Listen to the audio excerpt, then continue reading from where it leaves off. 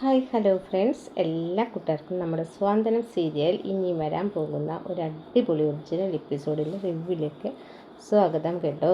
Channel ആദ്യമായിട്ടൊക്കെ കാണുന്നെങ്കിൽ ഒന്ന് subscribe ചെയ്ത് ലൈക്ക് ചെയ്ത് സപ്പോർട്ട് ചെയ്യാൻ വേണ്ടി മറക്കല്ലേ.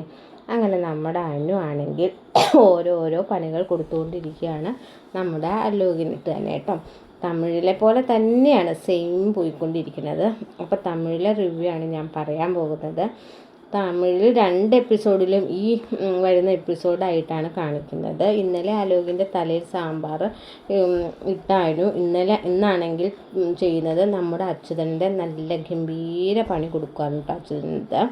അതായത് ബ്ലാക്ക് മണിയും വൈറ്റ് മണിയും കൂടി മിക്സ് ചെയ്ത് ഒരു സ്ഥലം മേടിക്കാനാണ് പറഞ്ഞിട്ട് കൊടുക്കാൻ പോകുന്ന സമയത്താണ് ഇതെല്ലാം തന്നെ സുകന്യ ആ സമയത്ത് അവിടെ ഉണ്ടായിരുന്നു കേട്ടോ. നമ്മുടെ അലോകും അതുപോലെ തന്നെ അച്യുതനും കൂടി പണമൊക്കെ പെട്ടിയിൽ അടക്കി വയ്ക്കുന്ന സമയത്താണ് സുകന്യ അയ്യോ ഇതെന്തോരം പണമാ എന്ന് പറഞ്ഞ് കണ്ണിടുന്നത്. സുകന്യ അപ്പുറത്തേക്ക് ദേവമംഗലത്തേക്ക് പോകുന്നുണ്ട്. പക്ഷെ സുകന്യ അത് കണ്ടല്ലോ. പക്ഷേ ഇതെല്ലാം നമ്മുടെ അനു കാണുന്നുണ്ടായിരുന്നു.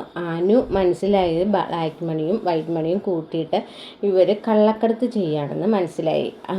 അനു അത് വിജിലൻസിനെ വിളിച്ച് പറയാണ്. വിജിലൻസ് ആണെങ്കിൽ വേഗം വരും, അച്യുതനെ അലോകിനെ അവരുടെ പൈസ സ്ഥലത്തിൻ്റെ ആൾക്കാരാണെന്നോർത്ത് അവർ വേഗം സ്ഥലം മേടിക്കാനുള്ള ആൾക്കാരാണെന്ന് ഓർത്ത് ആ പണം വേഗം കൊടുക്കുമ്പോഴേക്കും വിജിലൻസ് പറയുക, അതെ ഞങ്ങൾ വിജിലൻസുകാരാണ്, നിങ്ങൾ പറഞ്ഞതൊക്കെ ഞങ്ങളെല്ലാം നോട്ട് ചെയ്തിട്ടുണ്ട്, ഞങ്ങൾ കിട്ടിയ ഇൻഫർമേഷൻ അനുസരിച്ചാണ് നിങ്ങളുടെ ബ്ലാക്ക് മണിയും വൈറ്റ് മണിയും ഒക്കെ ഒരുമിച്ച് കള്ളക്കടത്ത് ചെയ്യുന്ന ബിസിനസ്സാണ് നിങ്ങൾ ചെയ്യണമെന്ന് മനസ്സിലായി, അതുകൊണ്ടാണ് ഞങ്ങൾ ഇതിപ്പോൾ ഇവിടെ തന്നെ വന്ന് സീൽ ചെയ്ത് കൊണ്ടു പോണത്. അയ്യോ സാറേ ക്ഷമിക്കണം സാറേ, ഇത് ഒരിക്കലും ഇങ്ങനെ ഉണ്ടാവില്ല സാറേ, സാധാരണ പണമാണ്, 10 ലക്ഷം രൂപ തരാം സാറേ എന്നൊക്കെ അച്യുതൻ പറയുക കേട്ടോ. ചെന്നിർത്തിടാ, അപ്പോൾ നിങ്ങൾ കൈക്കൂലി ഓഫർ ചെയ്തു, അപ്പോൾ ഇതിനുള്ള പണിയും കൂടെ ഞാൻ തരുന്നുണ്ട് എന്ന് പറയുകയാണ് വിജിലൻസുകാർ. സീലൊക്കെ വെച്ചിട്ട് പോവുക. അച്യുതനാണെങ്കിൽ ഈശ്വര ഇപ്പോൾ എന്ത് ചെയ്യണം, നമ്മൾ രണ്ടുപേരും 10-12 വർഷം ജയിലിൽ കിടക്കേണ്ടി വരുമോ എന്നൊക്കെ അച്യുതനും അലോകും പറയുക കേട്ടോ. ആകെ വിഷമിച്ചിരിക്കുകയാണ് അനു. അനു ഇത് കാണണ്ട കേട്ടോ. അടിക്കട്ടെ ഈശ്വര എന്നാ ഇതൊക്കെയാണ് സംഭവിച്ചല്ലേ, എന്തൊക്കെ പണം ഇങ്ങനെ കരഞ്ഞുകൊണ്ടിരിക്കുകയാണ്. അപ്പോൾ ഇതെല്ലാം നമ്മുടെ മീനാക്ഷി ജനലിൽ കൂടെ നമ്മുടെ കാണണ്ട കേട്ടോ. കൊള്ളാം, അവിടെ വിജിലൻസുകാർ വന്നോ? ഇതുവരെ വിജിലൻസ് അവിടെ വന്നിട്ടില്ല, പക്ഷേ ഇപ്പോൾ വിജിലൻസ് വന്നു. അപ്പോൾ അതിനർത്ഥം എന്താണ്? അപ്പോൾ അവിടെ എന്തൊക്കെയോ നടക്കുന്നുണ്ട്. അനുവിൻ്റെ പരിപാടി ആയിരിക്കും. അങ്ങനെ അച്യുതനും ആനന്ദും അലോകും തമ്മിൽ നടത്തിയിരുന്ന ആ ഒരു കള്ളക്കടത്ത് അനുവായിട്ട് തന്നെ ഇന്നൊരൊറ്റ ദിവസം കൊണ്ട് തന്നെ പൂട്ടി. മിടുക്കി എന്ന് വിചാരിക്കുകയാണ് നമ്മുടെ മീനാക്ഷി. ശേഷം മീനാക്ഷി പുറത്തിറങ്ങിയ ശേഷം അനുവിനെ ഫോൺ ചെയ്യട്ടോ. ഹലോ അനു, പറയടി, അവിടെ വിജിലൻസൊക്കെ വന്നല്ലോ, ഞാൻ കണ്ടിരുന്നു, എന്താ മോളെ അവിടെ പ്രശ്നം എന്ന് ചോദിക്കുമ്പോൾ അനു നോക്കുമ്പോഴേക്കും അവിടെ അച്യുത മാമനുണ്ടല്ലോ. മാമനും അലവും കൂടി പണമൊക്കെ ബാഗിലേക്ക് എടുത്തു വയ്ക്കുകയാണ്. ആ സമയത്ത് കറക്റ്റ് സുകന്യ വന്നു. സുകന്യേച്ചി വന്നിട്ട് അയ്യോ ഇത് എന്തുമാത്രം പണമാണ് എന്നൊക്കെ ചോദിക്കുമ്പോൾ ആ അച്ഛമ്മ പറഞ്ഞു, അത് അതിൻ്റെ ചെവി കൊണ്ട് കേട്ടതാ, അത് ബ്ലാക്ക് മണി വൈറ്റ് മണി ആണെന്ന്, അതുകൊണ്ട് അവർക്കിട്ട് ഒരു പണി കൊടുക്കാമെന്ന് ചോദിച്ചു. ഞാൻ ആ ഒഴിഞ്ഞു നിന്നെല്ലാം കേട്ട കാര്യം അവരെ അറിഞ്ഞിട്ടുമില്ല, അതുകൊണ്ട് കാര്യങ്ങളൊക്കെ എളുപ്പമായി. വിജിലൻസുകാർ വന്നപ്പോഴേക്കും അവർ കയ്യോടെ പൊക്കുകയും ചെയ്തു. അതുമാത്രമല്ല അവർക്ക് കൈക്കൂലി ഓഫർ ചെയ്തു. അച്ഛനും മോനും കൂടിയിട്ട് അവരതെല്ലാം കൂടെ കയ്യോടെ പിടിച്ചു. പിന്നെ ഇവരെ സംസാരിച്ചതൊക്കെ റെക്കോർഡ് ചെയ്തിട്ടുണ്ടായിരുന്നു.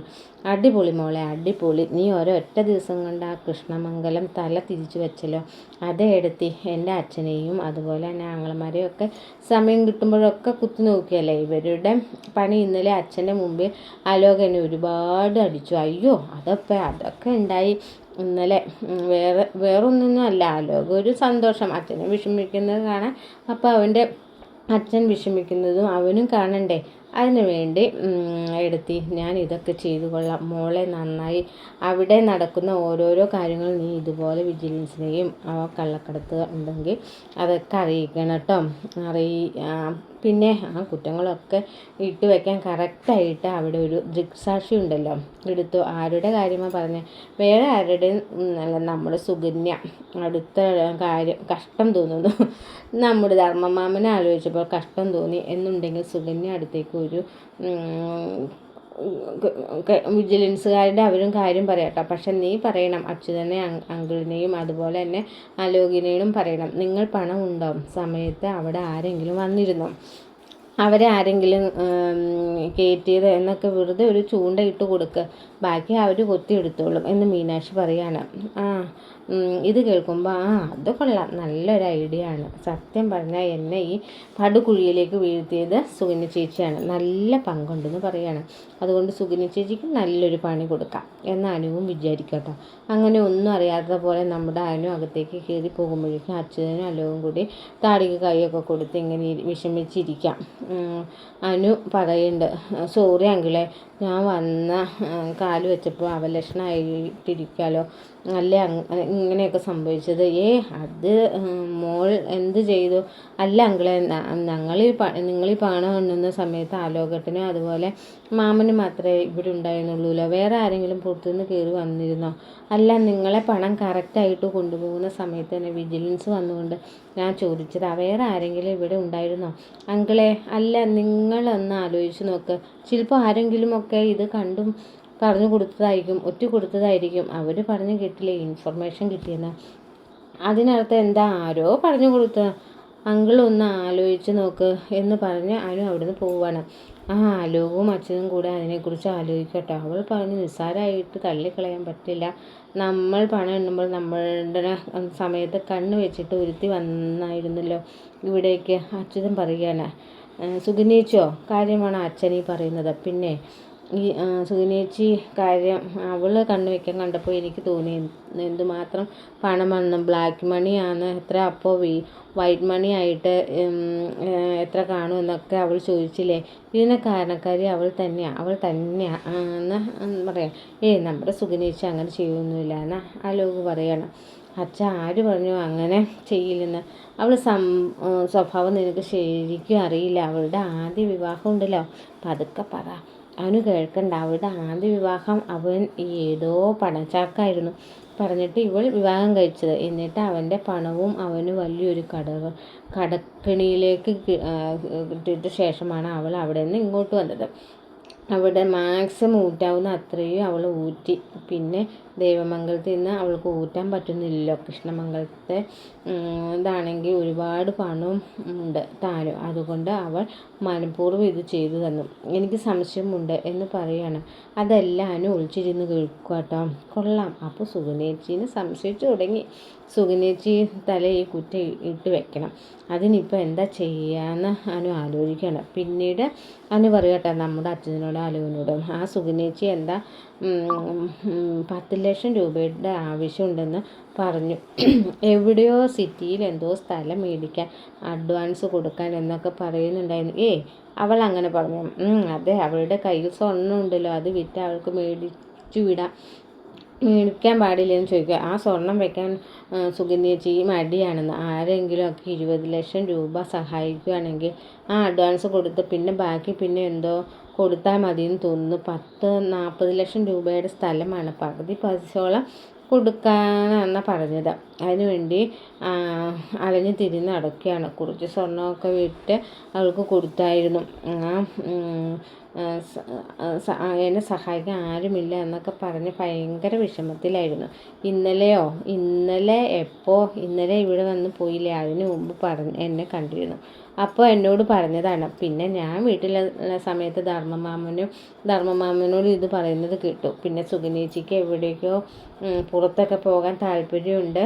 അപ്പോൾ അതിനെക്കുറിച്ച് കുറേ കണക്കിന് രൂപ വേണം, അതിന് ലക്ഷങ്ങൾ വേണം ഇടയ്ക്കിടയ്ക്ക് പറഞ്ഞ് അവിടെ ഒരുത്തരെ കുറ്റപ്പെടുത്തുന്നുണ്ടായിരുന്നു. അനു അകത്ത് പോവുക കേട്ടോ. അതൊക്കെ പറഞ്ഞിട്ട് അലോകും അച്ഛനും പറയുക, കേട്ടില്ലേ അവൾ പറഞ്ഞത്. അപ്പം അതിനർത്ഥം എന്താണ്? സുകന്യ തന്നെ അതിന് കാരണം എന്നിങ്ങനെ പറയുകയാണ്.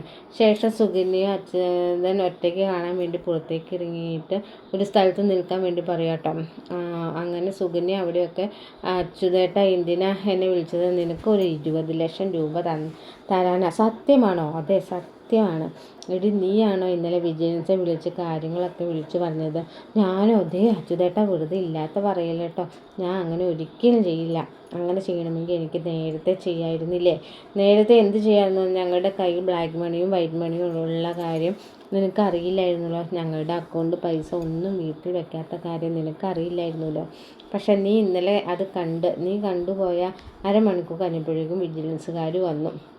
അതിൻ്റെ അർത്ഥം എന്താ? നീ തന്നെ അവരോട് പറഞ്ഞു കൊടുത്തത്? അയ്യോ ഇല്ല അച്യുതേട്ട, എന്താ സുകന്യ പറയുക കേട്ടോ. അച്യുതേട്ടൻ അലോകിന് സുകന്യ വിശ്വസിക്കുന്നൊന്നുമില്ല കേട്ടോ. എന്തായാലും